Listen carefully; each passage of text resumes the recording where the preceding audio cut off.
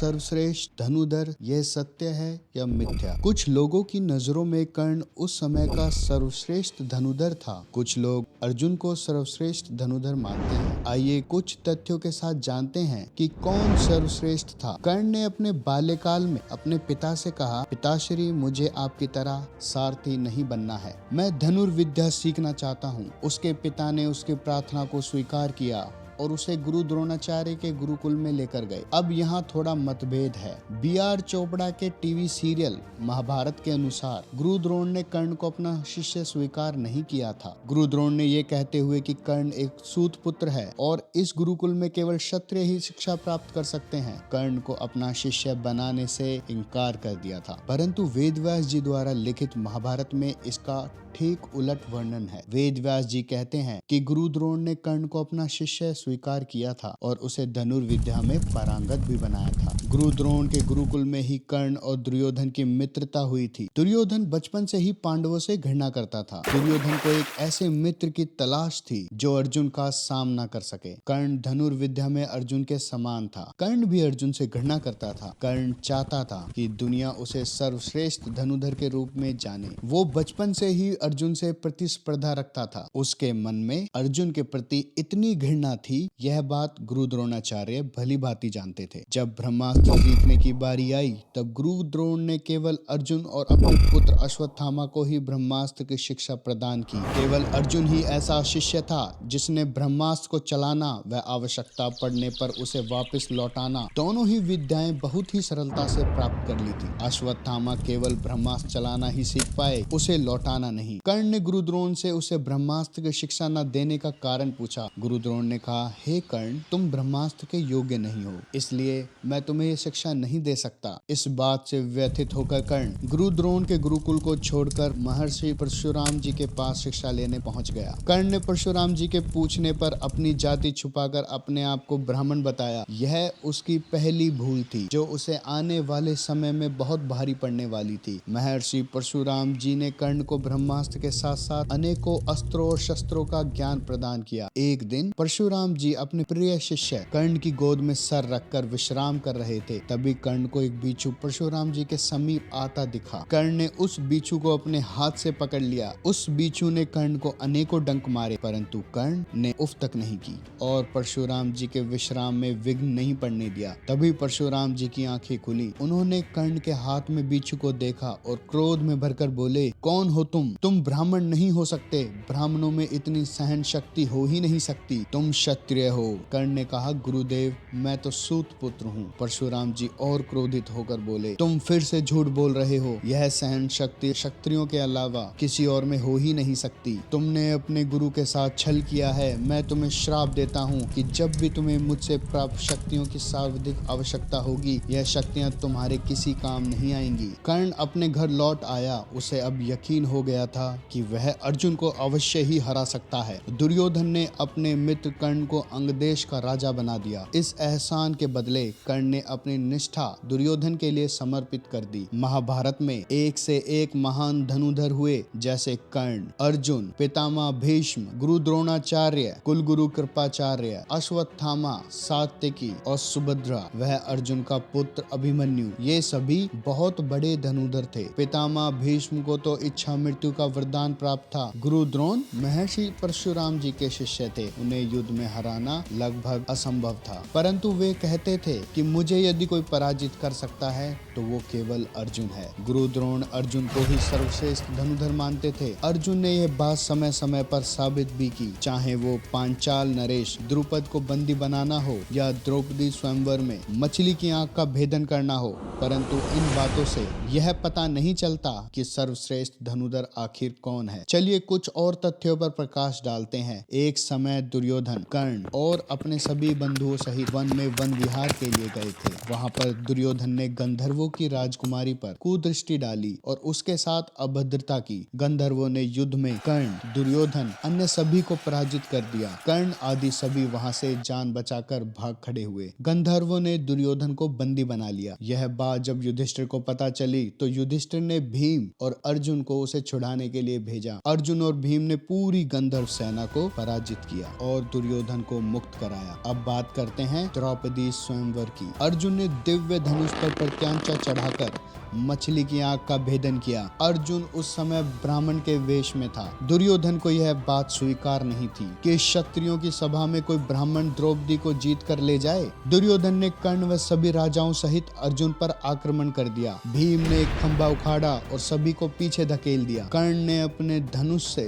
अर्जुन पर बाण चलाने का प्रयास किया। अर्जुन ने पलक झपकते हुए अपने बाण से कर्ण का धनुष काट दिया। कर्ण ने अर्जुन को संबोधित करते हुए कहा, हे ब्राह्मण, गुरु परशुराम, गुरु द्रोण और अर्जुन के अलावा मेरा धनुष कोई नहीं काट सकता। मैं तुम्हारी माता को प्रणाम करता हूँ। और वहाँ से चला गया। उसके बाद कर्ण से अर्जुन का सामना हुआ विराट युद्ध में। पांचों पांडव जब अज्ञातवास में थे तब उन्होंने विराट नगर में आश्रय लिया। जब दुर्योधन ने अपनी सेना के साथ विराट नगर पर आक्रमण किया तब विराट नगर के राजा विराट किसी और युद्ध के लिए गए हुए थे। राज्य की रक्षा का भार उनके पुत्र उत्तर पर था। उत्तर ने युद्ध में जाने का निर्णय लिया। द्रौपदी तो उस राज्य में महारानी की दासी सौरंगी के रूप में कार्यरत थी। उन्होंने उत्तर को बृहन्नला अर्थात अर्जुन को अपना सारथी बनाकर अपने साथ ले जाने का प्रस्ताव रखा। उत्तर ने अर्जुन का उपहास उड़ाते हुए कहा कि यह तो पूर्णतः पुरुष भी नहीं है, यह युद्ध में क्या जाएगा।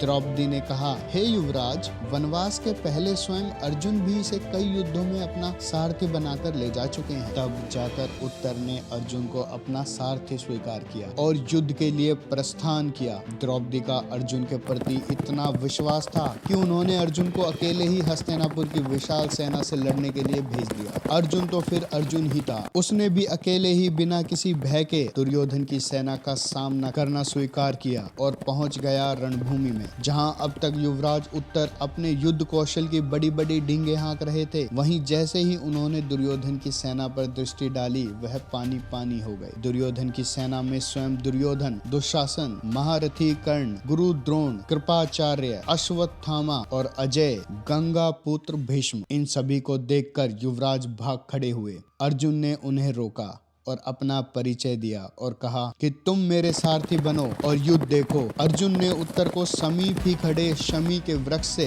अपना शस्त्र लाने को कहा। अर्जुन ने अपना गांडीव उठाया और उसके प्रत्यांचा खींची और छोड़ दी। उसके प्रत्यांचा की ध्वनि से पूरी रणभूमि कांप उठी। अर्जुन ने अपना शंख देवदत्त फूका। प्रत्यांचा के टंकार वह देवदत्त की ध्वनि से दुर्योधन की पूरी सेना ये जान चुकी थी कि आज उनका सामना अर्जुन से है। तब गुरु द्रोण ने कर्ण को संबोधित करते हुए कहा कि हे कर्ण, तुम मुझसे पूछते हो ना कि मैं अर्जुन को सर्वश्रेष्ठ धनुधर क्यों कहता हूँ। इसका उत्तर तुम्हारे सामने है। एक अकेला अर्जुन हमारी पूरी सेना के समक्ष खड़ा है। दुर्योधन ने अर्जुन पर आक्रमण किया। अर्जुन ने एक एक कर सभी महारथियों को खदेड़ दिया। कर्ण, गंगा पुत्र भीष्म, गुरु द्रोण आदि सभी योद्धा अर्जुन के बाणों के सामने बेबस नजर आ रहे थे। अर्जुन ने सम्मोहन अस्त्र का संधान किया और सभी को मूर्छित कर दिया। अर्जुन विजयी होकर विराट नगर की ओर लौट गया। यह दूसरी बार था जब कर्ण का सामना अर्जुन से हुआ और दोनों ही समय कर्ण को पराजय का स्वाद चखना पड़ा। कुरुक्षेत्र की समर भूमि पर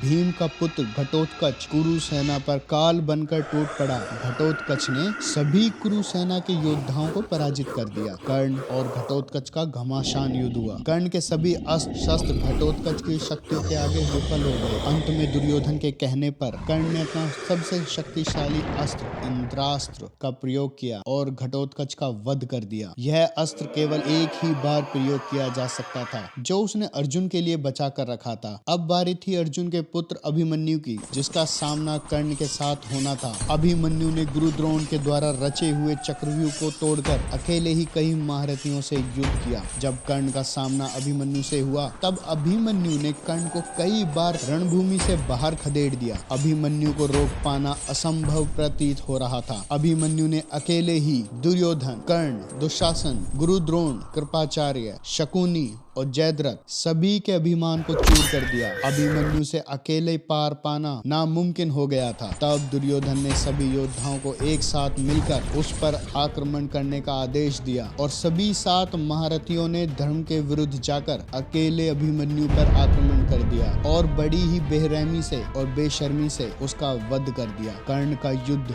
सभी पांडवों से हुआ। कर्ण ने युधिष्ठिर, नकुल, सहदेव को युद्ध में पराजित कर जीवित छोड़ दिया था। उसका बस एक ही शत्रु था, वह था अर्जुन। कुरुक्षेत्र के 18 दिन के युद्ध में कर्ण का युद्ध भीम से 7 बार हुआ, जिसमें से 6 बार कर्ण पराजित हुआ। कर्ण को मारने की प्रतिज्ञा अर्जुन ने कर रखी थी, इसलिए भीम ने कर्ण को जीवित छोड़ दिया। जब 7वीं बार उन दोनों का युद्ध हुआ तब भीम पराजित हुआ। कर्ण ने भीम को जीवित छोड़ दिया। कर्ण अपनी माता कुंती को यह वचन दे चुका था कि तेरे 5 पुत्र जीवित रहेंगे, इसलिए कर्ण ने चारों पांडवों को जीवन दान दिया। एक बार पांडवों का सेनापति सात्यकी, जो अर्जुन का शिष्य भी था, उससे कर्ण का भयानक युद्ध हुआ। इस युद्ध में कर्ण पराजित हो गया। अब वह अंतिम समय आया जब कुरुक्षेत्र के समर भूमि पर कर्ण और अर्जुन का आमना सामना हुआ। कर्ण को अर्जुन का सर्वश्रेष्ठ धनुधर कहा जाना कतई स्वीकार नहीं था। कर्ण अर्जुन को युद्ध में पराजित कर यह साबित करना चाहता था कि अर्जुन सर्वश्रेष्ठ धनुधर नहीं है।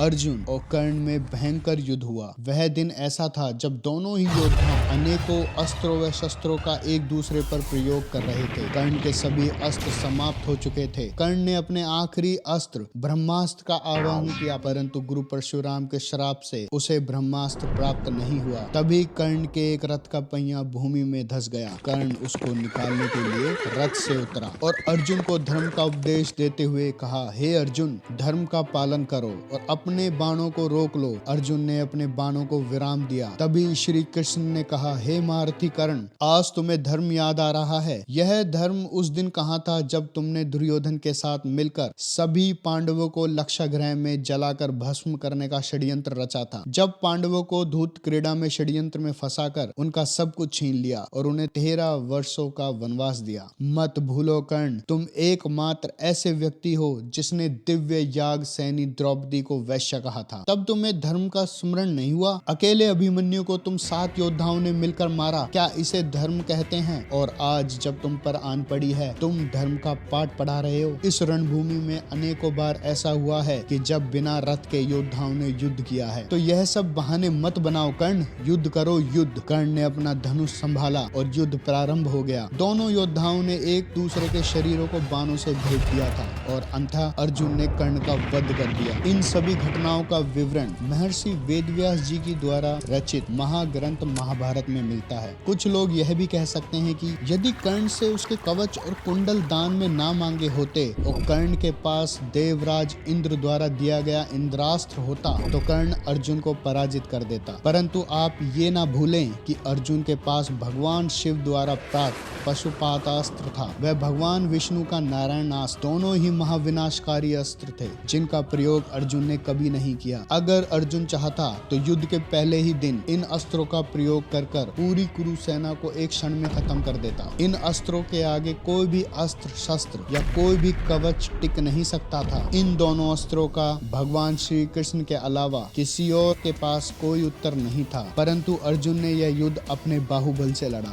और विजयी हुआ। अर्जुन एकमात्र ऐसा योद्धा था जिसने पराजय का स्वाद कभी नहीं चखा। अब आप ही विचार करें कि कौन सर्वश्रेष्ठ धनुधर था और कमेंट करके अपनी राय अवश्य दें। जय श्री कृष्ण।